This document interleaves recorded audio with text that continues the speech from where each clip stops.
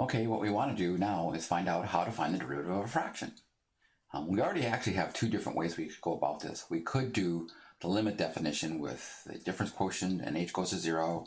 The problem with that one is that you really have to know in advance what the answer looks like, because there's this little trick in the middle that you do, and I don't want to have to do anything that involves actually a little trick. The second way we could do this is we could replace the top by its tangent line, because it looks almost identical to that, the bottom by its tangent line, because it looks almost identical to that, and do long division.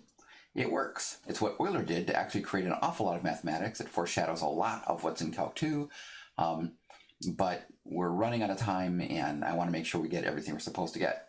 So what we're going to do is what's typical in mathematics. I want to take the derivative of a fraction, and I want to use something I already know. So this is what we're going to do. Hopefully I can write this left to right, but we'll see. What I'm going to do is I'm going to call Q the fraction.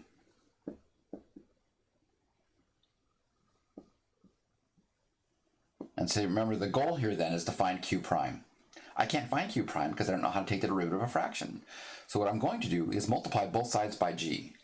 I'm going to get Q times G equals F. And what I want to do is take the derivative of both sides. Because there's no fractions left, I can do this.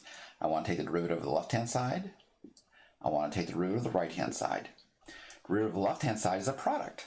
That's going to be the derivative of the first, which is Q prime, times G, plus the derivative of the second, which is G prime, times Q.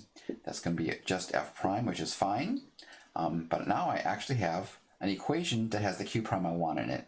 So I'm just going to solve for Q prime by subtracting G prime Q from both sides and dividing by G.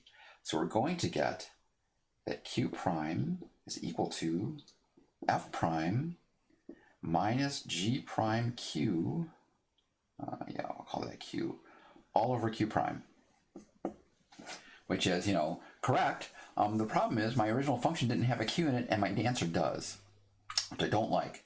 I'm sorry, this should be a Q. Is that correct? No, this should be a G. Better. There, I only have Q in one spot. I like that even better. Now I know what Q is F over G. So I'm going to write this like this. I'm going to write F prime minus G prime times F over G all over G, like that. And that is the correct derivative of the fraction. It's a mess because there's multiple denominators all over the place, but we can fix this. Where do I want to put the fix? Okay, what I guess I'm going to do is I'm going to put a little arrow up like this. At least we're still moving from left to right, sort of. And in a box, I will put the right answer. So I'm just going to multiply the whole top by G. We're going to put that box in right now. Like this. What we're going to get is equal to, what? Multiplying the whole top by G. I'm going to get F prime G minus G prime F all over G squared. And you can see that's pretty complicated, but that is what the quotient rule tells us to do. And you can see that we actually avoided all the nastiness just by saying let Q equal something.